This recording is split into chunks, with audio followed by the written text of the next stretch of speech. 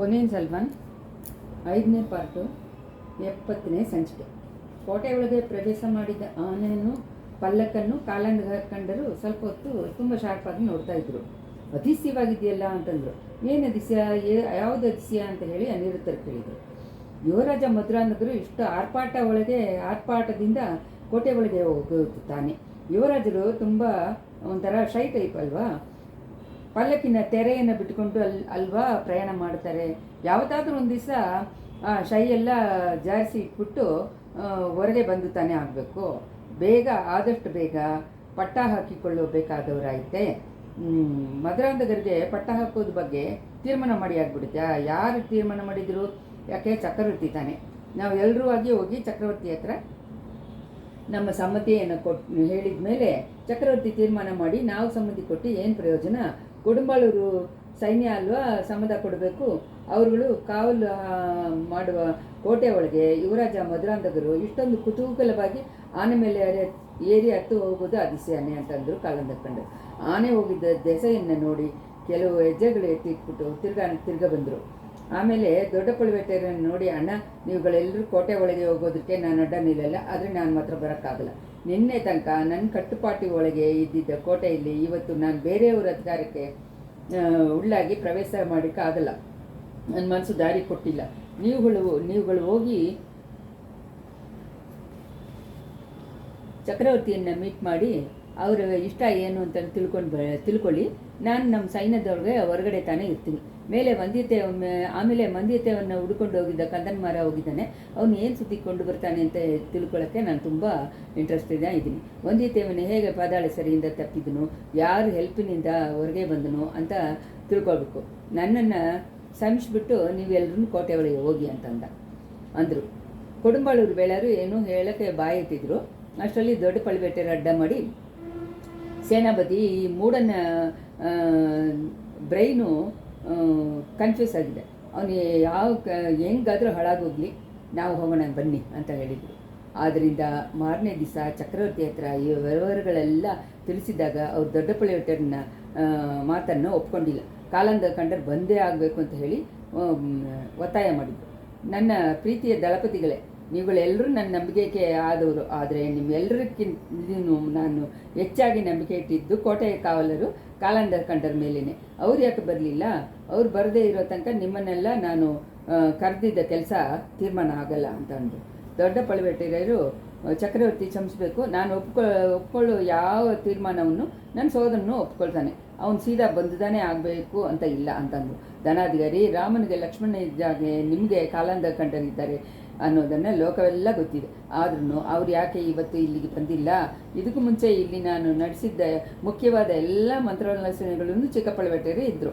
ಅವ್ರನ್ನ ಕೇಳದೆ ಯಾವ ತೀರ್ಮಾನವೂ ನಾವು ಮಾಡಿಲ್ಲ. ಅಂಥ ಒಂದು ಬುದ್ಧಿಗೆ ಇರುವ ದೊಡ್ಡ ವೀರ ಇವಾಗ ಮಾತ್ರ ಯಾಕೆ ಬರದೇ ಇರಬೇಕು ಅಂತ ಕೇಳಿದರು ಚಕ್ರವರ್ತಿ. ಮುಖ್ಯಮಂತ್ರಿ ಅನಿರುದ್ಧರು, ಪೆರುಮಾನೆ, ಅದಕ್ಕೆ ನಾನು ಜವಾಬ್ ಹೇಳ್ತಾ ಇದ್ದೀನಿ. ಕಾಲಂದಕಂಡರು ಇವತ್ತು ಗುರುವಿಗೆ ಮಿಂಚಿದ್ದ ಶಿಷ್ಯರು ಆಗ್ಬಿಟ್ರು, ಅಣ್ಣನಿಗೆ ಮಿಂಚಿದ್ದ ತಮ್ಮನೂ ಆಗ್ಬಿಟ್ರು. ಚಕ್ರವರ್ತಿ ಕರೆಯುವುದಾಗೆ ಹೇಳಿನು, ಬರೋಕ್ಕೆ ಆಗಲ್ಲ ಅಂದ್ಬಿಟ್ರು. ದೊಡ್ಡ ಪಳುವೇಟರು ಎಷ್ಟೋ ಬುದ್ಧಿ ಹೇಳಿನು, ಅವ್ರು ಕೇಳ್ಕೊಂಡಿಲ್ಲ. ಕೋಟೆ ಒಳಗೆ ಬರೋದಕ್ಕೆ ಆಗಲ್ಲ ಅಂದ್ಬಿಟ್ರು ಅಂತ ಅಂದರು. ಆದರೆ ಒಂದನ್ನು ಮಾತ್ರ ಮರ್ತು ಬಿಡಬೇಡಿ, ಚಕ್ರವರ್ತಿಯನ್ನು ಇಷ್ಟದ ಬಗ್ಗೆ ನಾವು ಇಲ್ಲಿ ಮಾಡುವ ಯಾವ ತೀರ್ಮಾನವನ್ನು ತಾವು ಒಪ್ಪಿಕೊಳ್ಳುವುದಾಗೇ ಹೇಳಿದ್ದಾರೆ ಅಂತ ಅಂದಾಗ ಪಾರ್ಥಿಬನು. ಆದ್ರೂ ಇಲ್ಲಿ ಬರೋದಕ್ಕೂ ಚಿಕ್ಕ ಪಳುವೇಟರು ಆಗಲ್ಲ ಅಂದಿದ್ದಕ್ಕೆ ಕಾರಣ ಏನು? ಅವ್ರ ಮನಸ್ಸಿನಲ್ಲಿ ಇನ್ನೂ ಏನಾದರೂ ವಿಪರೀತ ಸಂದೇಹ ಹುಟ್ಟುಕೊಂಡಿದೆಯಾ? ಮರುಂಡವನ ಕಣ್ಣಿಗೆ ಕತ್ಲೆ ಎಲ್ಲ ದೆಬ್ಬ ಅಂತ ಹೇಳಲ್ವಾ? ಆ ಥರ ಇವಾಗ ಏನು ಹೇಳಿದ್ರು ಅನುಮಾನವೇ. ಇಲ್ಲಿ ಮಧುರಾಂಧಕರು ಭದ್ರವಾಗಿದ್ದಾರೆ ಅನ್ನೋ ಬಗ್ಗೆ ಸಂದೇಹ. ಮಂದಿತೇವನು ಪಾದಾಳ ಸೆರೆಯಿಂದ ತಪ್ಪಿ ಹೋಗಿದ್ದ ಬಗ್ಗೆ ಅನುಮಾನ. ಕಾಲಂದಕಂಡರ ಮನಸ್ಸಿನಲ್ಲಿ ಏನಾದರೂ ಅನುಮಾನ ಬಂದರೆ ಅದಕ್ಕೆ ಸರಿಯಾದ ಕಾರಣ ಇಲ್ಲದೆ ಹೋಗಲ್ಲ ಅಂತ ಹೇಳಿ ಚಕ್ರವರ್ತಿ ಹೇಳಿದ ತಕ್ಷಣ ಸ್ವಲ್ಪ ಹೊತ್ತಲ್ಲಿ ಮೌನ ಕುಡಿಕೊಂಡಿತ್ತು. ಒಬ್ಬೊಬ್ಬರ ಮನಸ್ಸಿನಲ್ಲಿ ಬೇರೆ ಬೇರೆ ಯೋಚನೆಗಳು ಬರ್ತಾಯಿತ್ತು. ದೊಡ್ಡ ಪಳುವೇಟರು ಗಂಟನ್ನು ಅಂತ ಅಂದ್ಕೊಂಡು, ದೊಡ್ಡವರು, ಪೆರುಮಾಳೆ, ನನ್ನ ಸೋದರನ ಸಂದೇಹಕ್ಕೆ ಕಾರಣ ಇರ್ಬೋದು, ಇಲ್ಲದೇ ಇರೂ ಹೋಗ್ಬೋದು. ಅವನ ಬಗ್ಗೆ ನಾನು ತಪ್ಪು ಹೇಳೋಕ್ಕೂ ಇಷ್ಟಪಟ್ಟಿಲ್ಲ. ಆದರೆ ಅವನ ಕೋಟೆ ಒಳಗೆ ಬರಕ್ಕೆ ಆಗಲ್ಲ ಅಂದಿದ್ದಕ್ಕೆ ನಿಜವಾದ ಕಾರಣ ಏನು ಅನ್ನೋದನ್ನು ಹೇಳ್ಬಿಡ್ತೀನಿ. ಈ ತಂಜಾವೂರು ಕೋಟೆ ತುಂಬ ಕಾಲದಿಂದ ಅವನ ಕಟ್ಟುಪಾಟು ಒಳಗೆ ಇತ್ತಂತೆ. ಇವಾಗ ದೊಡ್ಡ ವೇಳಾರು ಅತಿಗಾರಕ್ಕೆ ಕೋಟೆ ಕಾವಲು ಹೋಗ್ಬಿಡ್ತಂತೆ. ಆದ್ದರಿಂದ ಅವನು ಈ ಕೋಟೆ ಒಳಗೆ ಬರೋಕ್ಕಾಗಲ್ಲ ಅಂತಾನೆ. ಅವನ ಇಂಥ ಒಂದು ಅಧಿಕ ಪ್ರಸಂಗತನಕ್ಕೆ ಯಾರ್ದಾನೇ ಏನು ಮಾಡೋಕ್ಕಾಗತ್ತೆ ಅಂತಂದು, ಯಾಕೆ ಅವ್ರಿಗೆ ಜಡ್ಜ್ಮೆಂಟ್ ಕೊಡೋಕ್ಕಾಗತ್ತೆ ಅಂತಂದರು ಸುಂದರ ಸೋಳ ಚಕ್ರವರ್ತಿ ಈ ಥರ ಹೇಳಿದ ತಕ್ಷಣ ಎಲ್ಲರೂ ಮೌನವಾಗಿದ್ದರು. ತಿರ್ಗಾನು ಸುಂದರ ಸೋಳರು, ಇಲ್ಲಿ ಇರುವ ರಾಜಗಳೇ, ಸೋಳ ಕುಲದ ಹೊಗಳಿಗೆಲ್ಲ ಮುಂತಾದ ಕಾರಣ ಈ ಕುಲದ ಮನ್ನರುಗಳು ಜಡ್ಜ್ಮೆಂಟ್ ತಪ್ಪದೆ ಸೀದಾ ಇದ್ದಿದ್ದರಿಂದನೇ ಬಂದಿದೆ ಕಾರಣ. ನನ್ನ ಕುಲದ ಮುದಾದೆಯರೊಬ್ಬರು ತಮ್ಮ ಅರುಮೈ ತನ್ನ ಪ್ರೀತಿಯ ಕುಮಾರ ಒಂದು ಹಸುಮರಿಯನ್ನು ಮೇಲೆ ತೇರನ್ನು ಹತ್ತಿಸಿ ಕೊಂದಿದ್ದಕ್ಕೋಸ್ಕರ ಅವನಿಗೆ ಮರಣದಂಡನೆ ಹಾಕಿದ್ದ ಸರಿತೆಯನ್ನು ನೀವೆಲ್ಲರೂ ಕೇಳಿದ್ದೀರಾ. ಆ ಥರ ದನಕ್ಕೆ ಜಡ್ಜ್ಮೆಂಟ್ ಕೊಟ್ಟವರು ತನ್ನ ಕೆಳಗೆ ಇರುವ ಜನಗಳಿಗೆ ಏನು ತಾನೇ ಜಡ್ಜ್ಮೆಂಟ್ ಕೊಟ್ಟಿರ್ತಾರೆ. ನಿಮ್ಮ ರಾಜ್ಯಕ್ಕೆ ಸಪೋರ್ಟ್ ಹಾಕಿ ನಿಂತಿದ್ದ ದಳಪತಿಗಳಿಗೆ ಏನು ಜಡ್ಜ್ಮೆಂಟ್ ಕೊಂಡು ನ್ಯಾಯ ಮಾಡಿರ್ತಾರೆ. ನಾನು ಮಾತ್ರ ಮರಬಿಗೆ ಬೇರೆಯಾಗಿ ನಡ್ಕೊಂಡು ಸೋಳ ಕುಲಕ್ಕೆ ಯಾಕೆ ಕಳಂಕ ಉಂಟಾಗಬೇಕು? ಚಿಕ್ಕಬಳ್ಳಾಪುರ ಹತ್ರದಿಂದ ತಂಜೆಕೋಟೆ ಕಾವಲನ್ನು ದೊಡ್ಡ ಬೆಳ್ಳರು ಕೈ ಹಿಡಿದಿದ್ದು ತುಂಬ ತಪ್ಪು. ನನ್ನ ಪ್ರೀತಿಯ ಮಗ ಅಗಾಲ ಮರಣ ಆಗಿದ್ದ ಇಂಥ ಒಂದು ಶೋಕದಲ್ಲಿ ಮುಳುಗಿದ್ದಿದ್ದರಿಂದ ಚಿಕ್ಕಬಳ್ಳಾಪುರಗೆ ಮಾಡಿದ್ದ ಅನೀತಿಯನ್ನು ನಾನು ಯೋಚನೆ ಮಾಡೋಕ್ಕೆ ತಪ್ಪು ಬಿಟ್ಟೆ. ಸೇನಾಪತಿ, ಈ ಕೋಟೆ ಕಾವಲನ್ನು ತಿರ್ಗಾನು ಅವ್ರ ಹತ್ರ ಚೇಂಜ್ ಮಾಡಿ ಕೊಟ್ಟು ಬಿಡಬೇಕಾಗಿದ್ದೆ ಅಂತಂದರು. ಕೊಡುಂಬಾಳು ದೊಡ್ಡವೇಳಾರನ ಮುಖದಲ್ಲಿ ನೊಣ ಆಡಲಿಲ್ಲ. ತಿರ್ಕೋವಲ್ಲಿರುವ ಮಲೆಮಾನ ಯಾವಾಗ ಮುಂದೆ ಬಂದು, ಅಯ್ಯ ತಂಜೆಕೋಟೆ ಕಾವಲು ಚಿಕ್ಕಬಳ್ಳಾಪುರ ಹತ್ರ ಇದ್ದಾಗ ಆ ಜವಾಬ್ದಾರಿನ ಅವ್ರು ಸರಿಯಾಗಿ ಮಾಡಿದ ಹಾಗೆ ಗೊತ್ತಿಲ್ವಲ್ಲ. ಸಂಚಕಾರ ಒಬ್ಬನು ಈ ಕೋಟೆ ಒಳಗೆ ದೂರಿ ಅರಮನೆ ಅಂತಪುರ ತನಕ ಬಂದು ನಿಮ್ಮ ಮೇಲೆ ಬೇಲಿ ಸೇವ ಹಾಗೆ ಆಗ್ಬಿಡ್ತಲ್ಲ. ಯಾರೋ ಒಂದು ಮೂಗಿ ಹೆಣ್ಣು ಅಡ್ಡ ಬಂದು ನಿಮ್ಮ ಉಸಿರನ್ನ ಕಾಪಾಡೋ ಹಾಗೆ ಬಂದ್ಬಿಡ್ತಲ್ಲ. ಅವಳು ಆ ಸಮಯ ಬರಲಿಲ್ಲ ಅಂದರೆ ಏನು ನಡೆದಿರುತ್ತೆ? ಈ ತಂಜೆಕೋಟೆಯಲ್ಲಿ ಇರುವ ಆಯುಧ ಶಾಲೆಯಲ್ಲಿ ಎಷ್ಟೊಂದು ಎಣಿಸದೇ ಇರುವ ಅಷ್ಟು ಬಾಳುಗಳು, ಬೇಳುಗಳು, ಈಟಿಗಳು ಎಲ್ಲ ತುಂಬಿದ್ದು ಏನು ಪ್ರಯೋಜನ? ಈ ಕೋಟೆ ಕಾವಲಿಗೆ ಅಂತ ಇಷ್ಟೊಂದು ಸೈನಿಕರುಗಳು, ವೇಳಕಾರ ಪಡೆಯನ್ನು ಸೇರಿದ ವೀರಾದಿ ವೀರಗಳು ಇದ್ದು ಏನು ಉಪಯೋಗ? ದಳಪತಿ ಚಿಕ್ಕಬಳ್ಳಾಪುರ ತಮ್ಮ ಜವಾಬ್ದಾರಿಯನ್ನು ಸರಿಯಾಗಿ ನೆರವೇರಿಸಲಿಲ್ಲ ಅಂತ ಹೇಳೋಕ್ಕಾಗುತ್ತೆ ಅಲ್ವಾ? ಅವ್ರ ಹತ್ರ ಇಂದ ನಮ್ಮ ದೊಡ್ಡವೇಳರು ಕೋಟೆ ಕಾವಲನ್ನು ಹಿಡಿದಿದ್ದು ಹೆಂಗೆ ತಪ್ಪಾಗುತ್ತೆ ಅಂತ ಕೇಳಿದ್ರು. ಮಾವ, ವಿಧಿನ ಕೊಡುಮೆಗೆ ಯಾರ ಮೇಲೆ ಯಾರು ಅಪವಾದ ಹೇಳಿ ಏನು ಪ್ರಯೋಜನ? ನಿಮ್ಮ ಮೊಮ್ಮಗ ಆದಿತ್ಯ ಕರಿಗಾಲನ್ನು ಕಾಪಾಡೋಕ್ಕೆ ನಿಮ್ಮಿಂದ ಆಗಿತ್ತಾ? ನೀವೆಲ್ಲರೂ ಸೇರಿ ಎಷ್ಟೊಂದೋ ಪ್ರಯತ್ನ ಮಾಡಿದ್ರೆ ಅಂತಂದರು ಚಕ್ರವರ್ತಿ. ಅದ್ರ ಬಗ್ಗೆ ವಿಚಾರಿಸಬೇಕಾದರೂ ಅವಶ್ಯಕತೆಯೇ ಚಕ್ರವರ್ತಿ. ಕಡಂಬೂರ ಅರಮನೆಯಲ್ಲಿ ಆಗಿದ್ದ ಕೆಟ್ಟ ಸಂಭವಕ್ಕೆ ಜವಾಬ್ದಾರಿ ಯಾರು ಅಂತ ಇನ್ನೂ ವಿಚಾರಣೆ ನಡೆಯಲಿಲ್ಲ. ಅದ್ರ ಬಗ್ಗೆ ನಿಜ ಹೊರಗಿನ್ನೂ ಬಂದಿಲ್ಲ ಅಂತ ಹೇಳಿದರು ಮಲೆಮಾನ್. ದೊಡ್ಡಬಳ್ಳಾಪುರನ ಬರೋಕ್ಕೋಸ್ಕರ ಕಾಯ್ತಾ ಇದ್ದೀವಿ. ಅವ್ರು ಬಂದಿದ್ದರಿಂದ ಇನ್ನು ವಿಚಾರಣೆಯನ್ನು ಶುರು ಮಾಡಿಬಿಡ್ಬೇಕು ಅಂತದ್ದು ದೊಡ್ಡದು ಹೇಳಿದರು ಸೇನಾಪತಿ ದೊಡ್ಡಬಳ್ಳಾಪುರ. ವಿಚಾರಣೆ ಆರಂಭಿಸೋಕ್ಕೆ ಮುಂಚೆ ಕೊಲೆ ಅಪವಾದ ಹಾಕಿದ್ದ ಬಂದಿತೇವನು ಪಾತಾಳ ಸೆರೆಯಿಂದ ತಪ್ಪಿ ಹೊಡಿದೇಗೆ, ಅದಕ್ಕೆ ಜವಾಬ್ದಾರಿ ಯಾರು ಅನ್ನೋದನ್ನು ಈವಾಗಲೇ ತೀರಾ ವಿಚಾರಿಸಬೇಕು ಅಂತ ಅಂದ ಪಾರ್ಥಿಬಂದರು. ಹೌದು, ಅದನ್ನು ಕೇಳಿದೆ ಸೇನಾಪತಿ. ಬಂದಿತೇವನು ಪಾತಾಳ ಸೆರೆಯಿಂದ ತಪ್ಪಿ ಹೊಡಿದೆ ಹೇಗೆ, ಅದಕ್ಕೆ ಯಾರು ಜವಾಬ್ದಾರಿ ಅಂತ ಕೇಳಿದರು ಚಕ್ರವರ್ತಿ. ಅದಕ್ಕೆ ನಾನು ಆನ್ಸರ್ ಹೇಳೋಕ್ಕೆ ಮುಖ್ಯಮಂತ್ರಿ ಅನಿರುದ್ಧರು ಹೇಳಬೇಕು. ಪ್ರಭು, ಆ ಜವಾಬ್ದಾರಿನ ನಾನೇ ಒತ್ತಿಸ್ಕೊಳ್ತೀನಿ. ಬಂದಿದ್ದೇವನು ತಪ್ಪಿ ಹೋಗಿದ್ದು ನಾನು ಮಾಡಿದ್ದೆ ಒಂದು ಚಿಕ್ಕ ತಪ್ಪಿನಿಂದ, ಆದರೆ ಅವನನ್ನು ತಿರ್ಗಾಕೊಂಡು ಬಂದು ಒಪ್ಪಿಸೋ ಜವಾಬ್ದಾರಿನ ನಾನೇ ಒತ್ತಿಸ್ಕೊಳ್ತೀನಿ. ಅದು ತಪ್ಪಿದರೆ ಸರಿಯಾದ ದಂಡನೆಗೆ ಹಾಳಾಗ್ತೀನಿ ಅಂತ ಹೇಳಿದರು ಅನಿರುದ್ಧ. ಆ ಜವಾಬ್ದಾರಿನ ಮುಖ್ಯಮಂತ್ರಿಗೆ ಮುಂಚೆ ನನ್ನ ಗೆಳೆಯ ಕಂದನ್ಮಾರ ಒಪ್ಕೊಂಬಿಟ್ಟ. ಪಾದಾಳ ಚೆರೆಯಿಂದ ತಪ್ಪಿ ಓಡಿದವನ್ನ ಹಿಂಬಾಲಿಸ್ಕೊಂಡು ಹೋಗಿದ್ದಾನೆ ಅಂತ ಅಂದ ಪಾರ್ಥಿಬನ್. ಈ ಸಂಭಾಷಣೆಗಳೆಲ್ಲ ನಡೀತಾ ಇರುವಾಗ ಆ ಕೋಣೆಯಲ್ಲಿ ಹೆಣ್ಣುಮಕ್ಕಳು ಇಬ್ಬರು ಕೂತಿದ್ರು. ಅವುಗಳು ಚಕ್ರವರ್ತಿ ವಾನಮಾದೇವಿಯನ್ನು ಇಳೆಪ್ರಾಟಿ ಕುಂದವಿಯನ್ನೇ. ವಂದಿತೇವನ್ನ ಕಂದನ್ಮಾರ ಓಡಿಸ್ಕೊಂಡು ಹೋಗಿದ್ದಾನೆ ಅನ್ನೋ ಸುದ್ದಿನ ಕೇಳಿದ ತಕ್ಷಣ ಇಳೆಪ್ರಾಟಿ ಕುಂದವಿ ಮುಖ ಚೇಂಜ್ ಆಯಿತು ಅನ್ನೋದನ್ನು ಮುಖ್ಯಮಂತ್ರಿ ಅನುರುದ್ಧರು ಮಾತ್ರನೇ ನೋಡಿದರು. ಪಾರ್ಥಿಬಂದನ್ನು ನೋಡಿ, ಪಲ್ಲವ ಕುಮಾರ, ನಿನ್ನ ಗೆಳೆಯ ಕಂದನ್ಮಾರ ತುಂಬ ಬುದ್ಧಿವಂತಾನೆ, ಆದರೆ ಕೆಲವು ಕಾರ್ಯಗಳಲ್ಲಿ ಅವನ ನಂಬೋದರಲ್ಲಿ ಉಪಯೋಗ ಇಲ್ಲ. ಅವನ ಸ್ವಂತ ಕಡಂಬೂರು ಮಾಳಿಗೆಯಲ್ಲಿ ಬಂದು ಉಳಿದಿದ್ದ ಸೋಳನಾಡಿನ ಕಣ್ಣಿಗೆ ಕಣ್ಣಾದ ಯುವರಾಜ ಕರಿಗಾಲರನ್ನ ಅವನಿಂದ ಆಗಲಿಲ್ವಲ್ಲ. ಸೆರೆಯಿಂದ ತಪ್ಪಿ ಓಡಿದ ವಂದಿತೇವನ್ನ ಅವನಿಂದ ಹಿಡಿಯೋಕ್ಕಾಗತ್ತಾ? ನನಗನ್ನಿಸಲಿಲ್ಲ ಅಂತ ಹೇಳಿದ್ರು ಮುಖ್ಯಮಂತ್ರಿ. ತಮ್ಮ ಕೊನೆಯ ಮಾತುಗಳಲ್ಲಿ ಅಡಗಿದ ಇದನ್ನು ಸಿಗ್ನಲನ್ನು ಕುಂದೇಪ್ರಾಟಿ ತಿಳ್ಕೊಂಡ್ಲು ಅನ್ನೋದನ್ನು ಗಮನಿಸ್ಕೊಂಡು ಮೇಲೆ ಕಂದನ್ಮಾರನು ವಂದಿತೇವನು ಅತ್ಯಂತ ಗೆಳೆಯರು ಅನ್ನೋದನ್ನು ನಾನು ಕೇಳಿದ್ದೀನಿ ಅಂತಂದ್ರು ದೊಡ್ಡ ಸೇನಾಪತಿ ದೊಡ್ಡ ಬೇಡರು. ಅದು ಹಳೆಕಟ್ಟೆ ಚಕ್ರವರ್ತಿ ಸೋಳಕುಲಕ್ಕೆ ದ್ರೋಹ ಮಾಡಿದ್ದ ಯಾರನ್ನು ಸಂಪೂರ್ಣಕ್ಕೆ ಸ್ನೇಹವಾಗಿರೋಕ್ಕಾಗಲ್ಲ ಅಂತ ಹೇಳಿದ್ದು ದೊಡ್ಡ ಸಂಪೂರ್ಣ. ಅದು ಬಗ್ಗೆ ಇವಾಗ ಯಾಕೆ ಮಾತು? ವಂದಿತೇವನ್ನ ತಿರುಗಾಕೊಂಡು ಬಂದು ಒಪ್ಪಿಸೋ ಜವಾಬ್ದಾರಿಯನ್ನು ಮುಖ್ಯಮಂತ್ರಿ ಅಣ್ಣಿರ್ತಾರೆ ಒಪ್ಕೊಂಡ್ಬಿಟ್ರಲ್ಲ ಸೇನಾಪತಿ. ತಂಜೆಕೋಟೆ ಕಾವಲನ್ನು ತಿರ್ಗಾ ಚಿಕ್ಕಪಳೇಟರೆಲ್ಲ ಒಪ್ಪಿಸ್ಬಿಡಬೇಕಾಗಿತ್ತಾನೆ ಅಂತ ಅಂದರು ಸುಂದರ ಸೋಳ. ಚಕ್ರವರ್ತಿನ ಕಟ್ಟಲೆ ಇದು ಅಂದರೆ ನೆರವೇರಿಸಿ ಇಡಕ್ಕೆ ಸಿದ್ಧವಾಗಿದ್ದೀನಿ ಅಂತ ಹೇಳಿದರು ದೊಡ್ಡ ಸೇನಾಪತಿ ದೊಡ್ಡವೇಳರು. ಅವರ ಮಾತಿನಲ್ಲಿ ಅವರ ಮನಸ್ಸಿನಲ್ಲಿ ಉಕ್ಕಿದ ಕೋಪ ಹೊರಗೆ ಬಂತು. ಕೊಡುಂಬಾಳೂರು ಮಾಮ, ನೀವು ನನಕ್ಕಿಂತ ವಯಸ್ಸಿನಲ್ಲೂ ಅನುಭವದಲ್ಲಿ ಎಷ್ಟೋ ದೊಡ್ಡವರು. ನನ್ನ ತಂದೆಯ ಹಾಗೆ ನಿಮ್ಮ ಹತ್ರ ನಾನು ಭಕ್ತಿ ಕೊಂಡಿದ್ದೀನಿ. ನಿಮಗೆ ನಾನು ಕಟ್ಲೆ ಹಾಕೋಕ್ಕಾಗತ್ತಾ? ನನ್ನ ಅಭಿಪ್ರಾಯವನ್ನು ಹೇಳಿದೆ. ಈ ವಿಷಯದಲ್ಲಿ ಇಲ್ಲಿರುವ ಬೇರೆಯವರ ಅಭಿಪ್ರಾಯವನ್ನು ತಿಳ್ಕೊಂಡು ಮೇಲೆ ಆಗಬೇಕಾದನ್ನು ಬಗ್ಗೆ ಆಮೇಲೆ ಗಮನಿಸ್ಬೋದಲ್ವ ಅಂತ ಹೇಳಿದ್ರು ಚಕ್ರವರ್ತಿ. ನನಗೆ ಅದರಲ್ಲಿ ಇಷ್ಟ ಇಲ್ಲ. ಚಿಕ್ಕಪಳೇಟರು ತನ್ನ ಕರ್ತವ್ಯದಲ್ಲಿ ತಪ್ಪುಬಿಟ್ಟ, ಆದ್ದರಿಂದ ಅವ್ರ ಹತ್ರ ಕೋಟೆ ಕಾವಲನ್ನು ತಿರ್ಗಾ ಕೊಡಬಾರ್ದು ಅಂತ ಹೇಳಿ ಖಂಡಿತವಾಗಿ ಆಗಲ್ಲ ಅಂತ ಹೇಳಿದರು ತಿರುಕಾವಲೂರು ಮಣಿಮ. ಮುಖ್ಯಮಂತ್ರಿನ ತೀರ್ಮಾನ ಏನು ಅಂತ ಚಕ್ರವರ್ತಿ ಕೇಳಿದರು. ನಡೆದುಬಿಡ್ತು. ಇವಾಗ ಕೋಟೆ ಕಾವಲನ್ನು ಚೇಂಜ್ ಮಾಡೋದಲ್ಲಿ ಕೆಲವು ಕಷ್ಟಗಳು ಉಂಟಾಗುತ್ತೆ. ರಾಜ್ಯ ಹಕ್ಕು ಬಗ್ಗೆ ಸಂಬಂಧವಾಗಿ ಮಾತಾಡಿ ತೀರ್ಮಾನ ಮಾಡೋಕ್ಕೆ ನಮ್ಮನ್ನೆಲ್ಲ ಕರೆದಿದ್ದೀರ. ಆ ವಿಷಯ ತೀರ್ಮಾನ ಆದಮೇಲೆ ಇದನ್ನೇ ಎತ್ಕೊಳ್ಳೋಣ ಅಂತ ಹೇಳಿದರು ಅನಿರುದ್ಧರು. ಚಿಕ್ಕಪಳೇಟರು ಇಲ್ಲದೆ ನಾವು ಯಾವೊಂದು ತೀರ್ಮಾನಕ್ಕೂ ಬರೋಕ್ಕಾಗಲ್ಲ. ಧನಾಧಿಕಾರಿ, ನಿಮ್ಮ ಅಭಿಪ್ರಾಯ ಏನು ಅಂತ ಕೇಳಿದರು ಸುಂದರ ಸೊಳ್ಸಕರು. ಮಲೆಮಾನ್ ಹೇಳಿದ್ದನ್ನು ನಾನು ಒಪ್ಕೋತೀನಿ. ನನ್ನ ಸೋದರ ತನ್ನ ಕರ್ತವ್ಯದಲ್ಲಿ ತಪ್ಪು ಬಿಟ್ಟ, ಜವಾಬ್ದಾರಿಯನ್ನು ಸರಿಯಾಗಿ ನೆರವೇರಿಸಲಿಲ್ಲ. ಆದ್ದರಿಂದ ಕೋಟೆ ಕಾವಲನ್ನು ಅವನ ಹತ್ರ ತಿರುಗಿ ಕೊಡಕ್ಕೆ ಬೇಕಾಗಿಲ್ಲ ಅಂತ ಹೇಳಿದರು ದೊಡ್ಡಪಳೇಟರು.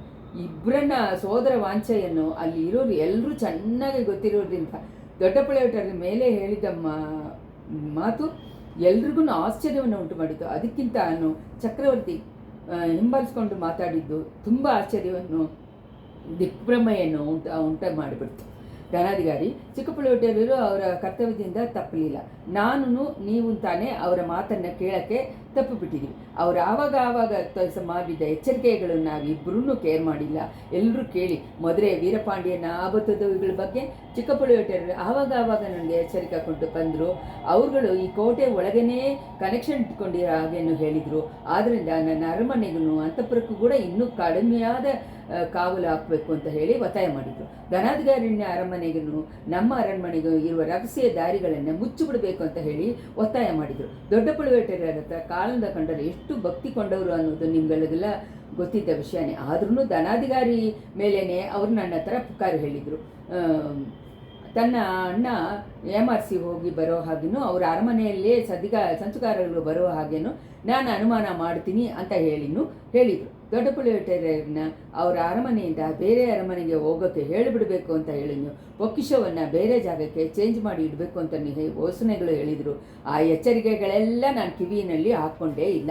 ಇವಾಗ ದೊಡ್ಡಪಳೇಟರು ತಮ್ಮ ಗಂಟ್ಲನ್ನು ಒಂದು ಸತಿ ಅಂತ ಇದು ಮಾಡಿಕೊಂಡ್ರು. ಅದನ್ನು ಕೇಳಿ ಸುಂದರ ಸೇಳರು ತಮ್ಮ ಮಾತನ್ನು ನಿಲ್ತಿದ್ರು. ಚಕ್ರವರ್ತಿ, ನನ್ನ ಹೆಸರಲ್ಲಿ ನಿಮ್ಮ ಕರುಣೆ ಕಾರಣವಾಗಿ ನೀವು ಹೇಳದೇ ಬಿಟ್ಟಿದ್ದನ್ನು ನಾನು ಹೇಳ್ತೀನಿ. ನನ್ನ ಅವಮಾನವನ್ನು ನಾನು ಹೊರಗಡೆ ಹೇಳೋಕ್ಕೆ ಇಷ್ಟಪಟ್ಟಿಲ್ಲ. ನೀವು ಹೇಳೋಕ್ಕೆ ಇಷ್ಟಪಟ್ಟಿಲ್ಲ, ನಾನೇ ಹೇಳ್ಕೊಳ್ತೀನಿ. ವಯಸ್ಸಾದ ಪ್ರಾಯದಲ್ಲಿ ನಾನು ಮೋಗಬಲೆಯಲ್ಲಿ ಬಿದ್ದು ಮದುವೆ ಮಾಡಿಕೊಂಡ ನಂದಿನಿ ಬಗ್ಗೆ ನನ್ನ ಸೋದರ ನನಗೆ ಎಚ್ಚರಿಕೆ ಮಾಡ್ತಾ ಇದ್ದ. ಮಂತ್ರವಾದಿ ಅಂತ ಹೇಳಿಕೊಂಡು ಅವಳ ಹತ್ರ ಪಾಂಡಿನಾಡಿನ ಆಬತ್ತುಗಳು ಹೆಡ್ಡು ಬಂದು ಹೋಗೋ ಹಾಗೇನು ಎಚ್ಚರಿಕೆ ಮಾಡಿದ. ಮೋಕದಲ್ಲಿ ಮುಳುಗಿ ಕಣ್ಣು ಇದನ್ನು ಕುರುಡಾಗಿದ್ದನ್ನು ನಾನು ಅದಕ್ಕೆ ಕಿವಿ ಕೊಟ್ಟಿಲ್ಲ. ಆದ್ರೂ ಅವನು ತನ್ನ ಕರ್ತವ್ಯದಿಂದ ತಪ್ಪಿದ್ದಾನೆ. ಅವನಿಗೆ ಅಷ್ಟೊಂದು ನಿಶ್ಚಯವಾಗಿ ಗೊತ್ತಿರುವಾಗ ಅವನ ಬಾಧ್ಯತೆಯನ್ನು ಅವಳ ಹತ್ರ ಬಂದು ಹೋಗ್ತಾ ಇದ್ದವ್ರನ್ನ ಕಂಡುಹಿಡಿದು ಸಾಯಿಸಿರಬೇಕು. ನಾನು ತಡಿಸಿದ್ರೆ ಅಣ್ಣ ಅಂತ ಹೇಳಿ ನೋಡದೆ ನನ್ನನ್ನು ತನ್ನ ಕೈ ವಾಳಿಂದ ನನ್ನನ್ನು ಕೊಂದಿರಬೇಕು. ಆ ಥರ ಮಾಡೋಕ್ಕೆ ತಪ್ಪಿದ್ದು ಅವನ ಕರ್ತವ್ಯವನ್ನು ಕೈಬಿಟ್ಟ ಹಾಗೆ ತಾನೆ ಅಂತ ಹೇಳಿ ದೊಡ್ಡಪಳೇಟರು ತಮ್ಮ ದೊಡ್ಡ ಧ್ವನಿಯಲ್ಲಿ ಹೇಳಿದ್ದನ್ನು ಕೇಳಿದವ್ರಿಗೆಲ್ಲ ಮೈಯೆಲ್ಲ ಜುಮ್ ಅನಿಸ್ಬಿಡ್ತು. ಅವರ ಮಾತುಗಳಲ್ಲಿ ತುಂಬಿದ್ದ ಹೇಳಕ್ಕಾಗದೇ ಇಷ್ಟ ಮನವೇದನೆಯನ್ನು ತಿಳ್ಕೊಂಡು ಒಬ್ಬೊಬ್ಬರೂ ವೇದನೆ ಪಟ್ಟರು. ಧನಾಧಿಕಾರಿ ಸ್ವಲ್ಪ ತಾಳಿ. ನಿಮ್ಮ ಸೋದರರು ಚಿಕ್ಕಪಳುವೆಟ್ಟರರು ಕರ್ತವ್ಯವನ್ನು ಕರೆದಿ ಆ ಥರ ಹೇಳೋಕ್ಕೆ ಆ ಥರ ಮಾಡೋಕ್ಕೆ ಕೂಡಿಯೋಗ್ತಾನೆ. ಅದಕ್ಕೆ ನಾನೇ ಅಡ್ಡವಾಗಿದ್ದೀನಿ. ನಿಮ್ಮ ಬಗ್ಗೆ ಏನಾದರೂ, ನಿಮ್ಮ ಈ ಚಿಕ್ಕರಾಣಿ ಬಗ್ಗೆ ಆದರೂ ಯಾರಾದರೂ ಕಂಪ್ಲೇಂಟ್ ಮಾಡಿದರೆ ನನ್ನ ಮುಖದಲ್ಲೇ ನೋಡಬೇಡ ಅಂತ ಹೇಳಿ ಆಜ್ಞೆ ಮಾಡಿದ್ದೀನಿ. ನಿಮ್ಮ ಅರಮನೆಯಿಂದ ನಿಮ್ಮನ್ನು ಬೇರೆ ಜಾಗಕ್ಕೆ ಚೇಂಜ್ ಮಾಡಿಬಿಟ್ಟು ಅಲ್ಲಿ ವೇಳಕಾರ ಪಡೆಯನ್ನು ತಗೊಂಡೋಗಿರೋ ಯೋಚನೆಯನ್ನು ನಿರಾಕರಿಸಿದೆ. ಆ ಥರ ಭಯಪಟ್ಟು ಬಾಳೋದು ಯಾತಕ್ಕೋಸ್ಕರ ಅಂತ ಹೇಳಿ ನಾನು ಉಸಿರನ್ನು ಕಾಪಾಡ್ಕೋಬೇಕು ಅಂತ ಕೇಳಿದ್ದೀನಿ. ನನ್ನ ಮನಸ್ಸಿನಲ್ಲಿ ಕುಡ್ಕೊಂಡಿದ್ದ ವೇದನೆಯೂ, ನನ್ನ ಮೈ ಬಗ್ಗೆ ಇದ್ದಿದ್ದ ರೋಗನೂ ನನ್ನ ಬಾಳನ್ನೇ ಬೇಸರ ಆಗೋ ಥರ ಮಾಡಿತ್ತು. ಪಳುವೂರು ಮಾಮ, ನನಗೆ ಆದರೂ ನನ್ನ ಕುಲಕ್ಕಾವುದು ಬಂದಿರುವ ಯಾವ ಕೆಟ್ಟದಕ್ಕೂ ನೀವು ಯಾವ ವಿಧದಲ್ಲೂ ಜವಾಬ್ದಾರಿ ಅಲ್ಲ. ನೀವು ನಿಮ್ಮ ಸೋದರರು ಜವಾಬ್ದಾರಿ ಅಲ್ಲ.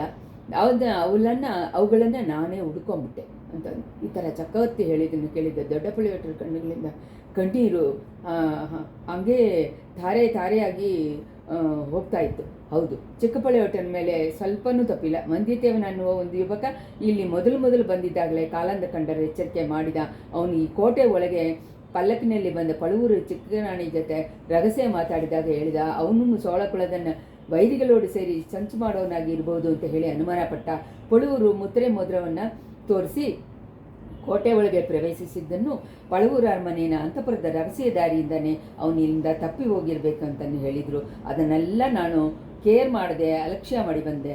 ಬುದ್ಧಿನಲ್ಲಿ ದೊಡ್ಡ ಮೇಧಾವಿಯಾದ ನಿಮ್ಮ ಮುಖ್ಯಮಂತ್ರಿ ಅನಿರುದ್ಧರನ್ನು ನನ್ನ ಪ್ರೀತಿಯ ಕುಮಾರಿ ಇಳೆಯಪ್ರಾಟಿಯನ್ನು ಕೂಡ ಮಂದಿತೇವನ ವಿಷಯದಲ್ಲಿ ಏಮಾರಿ ಹೋದರು. ಅವ್ರ ಮೂಲಕವಾಗಿ ಮುಖ್ಯವಾದ ಪತ್ರಗಳು ಕಳಿಸಿಟ್ರು. ಅನಿರುದ್ಧರು ಈ ಸಮಯ ಚಕ್ರವರ್ತಿ, ನಾನು ಒಂದು ವೇಳೆ ಏಮಾರಿ ಹೋಗ್ಬಾರ್ದು, ಆದರೆ ಇಳೆಯಪ್ರಾಟಿ ಆ ಥರ ಎಲ್ಲ ಅಷ್ಟೊಂದು ಬೇಗ ಏಮಾರಿ ಕೂಡಿಯವರು ಅಲ್ಲ. ಮಂದಿತೇವನ ಹತ್ರ ಪತ್ರ ಕಳಿಸ್ಬಿಟ್ಟು ಅವನ ನಡವಳಿಕೆಗಳನ್ನು ಗಮನಿಸೋಕ್ಕೆ ನನ್ನನ್ನು ಏರ್ಪಾಡು ಮಾಡೋ ಹಾಗೆ ಹೇಳಿದರು.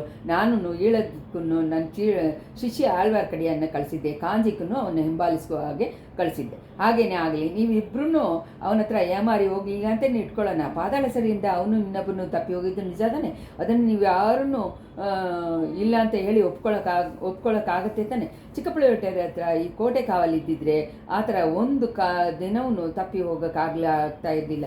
ಆದ್ದರಿಂದ ಸೇನಾಪತಿ ಚಿಕ್ಕಪಳುವೆಟ್ಟರನ್ನ ತಕ್ಷಣ ಇಲ್ಲಿ ಬರಮಾಡಿ ಅವರ ಹತ್ರ ತಂಜೆಕೋಟೆ ಬಾಗಿಲನ್ನು ತಿರ್ಗಾ ಒಪ್ಪಿಸಿಬಿಡಿ. ನನ್ನ ಕಟ್ಟಳೆ ಏನು ಅಂತ ಬೇಕಾದರೆ ಇಟ್ಕೊಳ್ಳಿ ಅಂತಾದರು ಚಕ್ರವರ್ತಿ. ಹಾಗೆ ಪ್ರಭು, ನಾವು ಇವಾಗ ಹೋಗ್ಬೋದಲ್ವಾ ಅಂತ ಸೇನಾಧಿಪತಿ ಬೂದಿ ವಿಕ್ರಮಕೇಸರಿ ಕೇಳಿದರು. ಅವರ ಧ್ವನಿಯಲ್ಲಿ ಅಹಂಕಾರ ತಣಿದಿತ್ತು. ಪಳುವೆಟ್ಟರ ವಿಷಯದಲ್ಲಿ ಸುಂದರ ಸೋಳರು ತೋರಿಸಿದ ಪ್ರೀತಿನೂ ಸಪೋರ್ಟನ್ನು, ತಪ್ಪನ್ನು ತಾಳಿಸ್ಕೊಂಡಿರುವ ಗುಣವನ್ನೇ ಹೊಗಳಿದ್ದ ಸ್ನೇಹ ಭಾವನು ಸೇನಾಪತಿ ಮನಸ್ಸನ್ನು ಕರಗಿಸ್ಬಿಟ್ಟಿತ್ತು. ಅವರು ಒಂದು ಕ್ಷಣ ಹಾಗೇನೆ ದಿಗ್ಭ್ರಮೆಕೊಂಡು ಹೋಗ್ಬಿಟ್ರು. ಹೌದು, ಇವಾಗ ಎಲ್ಲರೂ ಹೋಗ್ಬೋದು. ಚಿಕ್ಕಪಳುವೆಟ್ಟರನ್ನು ಬಂದ ಮೇಲೇ ತಿರ್ಗಾನು ಕೂಡಿ ಮೇಲೆ ನಡಿಬೇಕಾಗೋದ್ರ ಬಗ್ಗೆ ಮಾತಾಡೋಣ. ಈ ರಾಜ್ಯ ಹಕ್ಕನ ಬಗ್ಗೆ ನನ್ನ ದೊಡ್ಡ ಅಮ್ಮ ಮುತ್ತಿಯ ವಯಸ್ಸಾದ ಪ್ರಾಟಿಯಾರ ಜೊತೆ ಇನ್ನೂ ನಾನು ಮಾತಾಡಿ ಮುಗಿಸಿಲ್ಲ. ಅದಕ್ಕೂ ಸ್ವಲ್ಪ ಅವಕಾಶ ಬೇಕು ಅಂತಂದರು ಚಕ್ರವರ್ತಿ. ಎಲ್ಲರೂ ಹೊರಡುವ ಸಮಯದಲ್ಲಿ ಫಾತಿಮೆದನ ಅಯ್ಯ, ಸ್ನೇಹದ್ರೋಗಿನೂ ರಾಜ್ಯದ್ರೋಗಿ ಅದರ ವಂದಿತೆಯನ್ನು ತಿರ್ಗಾ ಕೊಂಡು ಬಂದು ಒಪ್ಪಿಸೋ ಜವಾಬ್ದಾರಿಯನ್ನು ಮುಖ್ಯಮಂತ್ರಿ ಒಪ್ಕೊಂಡ್ರು. ಅದನ್ನು ಅವ್ರಿಗೆ ಜ್ಞಾಪಕ ಮಾಡೋಕ್ಕೆ ಇಷ್ಟಪಡ್ತೀನಿ. ನನ್ನ ಉಸುರುಗುಸುರಾದ ಆಪ್ತ ಸ್ನೇಹಿತರಾಗಿದ್ದ ಯುವರಾಜ ಆದಿತ್ಯ ಕರಿಗಾಲನ್ನ ಕೆಟ್ಟ ಮರಣವನ್ನು ಯಾರು ಮರಿದರೂ ನಾನು ಮರೆಯೋಕ್ಕಾಗಲ್ಲ. ಅವರ ಮರಣಕ್ಕೂ ಕಾರಣವಾಗಿದ್ದ ತಪ್ಪು ಮಾಡಿದವನ್ನ ಕಂಡುಹಿಡಿದು ದಂಡಿಸೇ ಆಗಬೇಕು ಅಂತಂದರು ಅಂದ. ದೊಡ್ಡಪಳುವೆಟ್ಟರು ಗರ್ಜನೆ ಮಾಡೋ ಹಾಗೆ ಒಂದು ಸತಿ ಗಂಡನ್ನು ಸರಿ ಮಾಡಿಕೊಂಡ್ರು. ಏನೋ ಮಾತಾಡೋಕೆ ಅಂದ್ಕೊಂಡವರು ಆಮೇಲೆ ತನ್ನ ಇದನ್ನು ಬದಲಾಯಿಸ್ಕೊಂಡ್ಬಿಟ್ರು. ಏನು ಹೇಳಿದೆ ಹೊರಗಡೆ ಹೋಗಿದ್ದರು. ಬೇರೆಯವ್ರುಗಳು ಅವನ್ನ ಹಿಂಬಾಲಿಸ್ಕೊಂಡು ಹೋದರು. ಆವತ್ತು ಸಾಯಂಕಾಲನೇ ಚಕ್ರವರ್ತಿನ ಕಟ್ಲೆ ಹಾಗೆ ತಂಜಾವೂರು ಕೋಟೆಯನ್ನು ಕಾವಲಿನ ಜವಾಬ್ದಾರಿ ತಿರ್ಗಾನು ಚಿಕ್ಕಪಳುವೆಟ್ಟರ ಹತ್ರ ಒಪ್ಪಿಸೋಕ್ಕಾಗಿತ್ತು. ಮೊದಲು ಅವರು ಅದನ್ನು ಒಪ್ಕೊಳ್ಳಿಲ್ಲ. ಆದರೆ ಆಕ್ಷೇಪಣೆಗಳು ಹೇಳಿದ್ದು, ಇದರಲ್ಲಿ ಏನಾದ್ರು ಸಂಚಿರತೆ ಅಂತ ಹೇಳಿ ತಮ್ಮ ಅನುಮಾನವನ್ನು ಹೇಳಿದರು. ಇದು ಚಕ್ರವರ್ತಿನ ಖಂಡಿತವಾದ ಕಟ್ಟಲೆ ಅಂತ ಹೇಳಿ ದೊಡ್ಡಪಳುವೆಟ್ಟರ ಹೇಳಿದ ಮೇಲೆ ಕೋಟೆ ಕಾವಲನ್ನು ತಿರ್ಗಾ ಒಪ್ಕೊಂಡ್ರು. ಕೊಡುಮಾಳು ವೀರರುಗಳಲ್ಲಿ ಕೆಲವರನ್ನು ಬಿಟ್ಟರೆ ಬೇರೆಯವರೆಲ್ಲರೂ ಕೋಟೆಯಿಂದ ಹೊರಗಡೆ ಹಾಕಪಟ್ಟರು. ಕೋಟೆ ಬಾಗಿಲಲ್ಲೂ ಮೊದಲು ಗೋಡೆಯಲ್ಲೂ ಮುಂಚೆ ಥರ ಪಳುವೂರು ವೀರರುಗಳು ಕಾವಲು ಮಾಡೋಕ್ಕೆ ಶುರು ಮಾಡಿದರು. ಈ ಥರ ಈ ಚೇಂಜು ವಿಪರೀತವಾದ ಕೆಲಸಗಳಿಗೆ ಕಾರಣ ಆಯಿತು. ಪಳುವೂರು ವೀರಗಳು, ಕೊಡುಂಬಾಳು ವೀರಗಳು ಆವಾಗ ಜಗಳ ಆಗಿ ಕೆಲವು ಸತಿ ಕನ್ಫ್ಯೂಷನ್ನಲ್ಲಿ ಮುಗೀತು. ಪೊನ್ನಿಯಿನ್ ಸೆಲ್ವರ್ வாழ்க ಅಂತ ಘೋಷನು, ಯುವರಾಜನ್ ಮಧುರಾಂಧ್ರಗಳು வாழ்க ಅಂತ ಘೋಷನು ತಿರ್ಗಾ ಪೋಟಿ ಘೋಷಗಳಾಗಿ ಬಂದು ಬರ್ತಾ ಇತ್ತು. ಈ ಘೋಷಗಳು ನಾಡೆಲ್ಲ ಹರಳಿತು. ಜನಗಳನ್ನು ಇವುಗಳಲ್ಲಿ ಪಾಲ್ಗೊಂಡರು. ಆಮೇಲೆ ಬಂದಿದ್ದ 3 ದಿವಸದಲ್ಲಿ ಸೊರನಾಡು ಪೂರ್ತಿ ಒಂದೇ ಅಲ್ಲೋಲ ಕಲ್ಲೋಲವಾಗಿ ಬಿಡ್ತು. ಬಾಯಿ ಮಾತು ಕೈ ಜಗಳವಾಗಿ ಕಟ್ಟಿಕೊಂಡು ಒಡೆಯೋ ಜಗಳವಾಗಿ ಗಟ್ಟಿಯಾಗ್ಬಿಡ್ತು. ಕಡ್ಡಿಗಳನ್ನು, ತಡಿಗಳನ್ನು, ವಾಳುಗಳನ್ನು, ವೇಲುಗಳನ್ನು ಜಾಗ ಕೊಟ್ಕೊಂಡು ಹೋಯಿತು. ಇಷ್ಟು ಕೆಲವು ದಿನಗಳ ಮುಂಚೆ ಸೋಳ ಬಳನಾಡಿನಲ್ಲಿ ಹಾಳು ಮಾಡಿದ್ದ ಬಿರುಗಾಳಿನು ಪ್ರಭಾಗದ ಹಾಗೆಯೇ ಇವಾಗ ಅಹಂಕಾರದ ಪ್ರಭಾಗನು ಹುಚ್ಚಾಗಿಯ ಪ್ರಭಾಗನು 4 ಕಡೆನೂ ಹರಳಿ ನಾಡಿನಲ್ಲಿ ನಾಶವನ್ನು ಉಂಟು ಮಾಡಿತು. ಇಷ್ಟರಲ್ಲಿ 70ನೇ ಸಂಚಿಕೆ ಮುಗಿಯಿತು.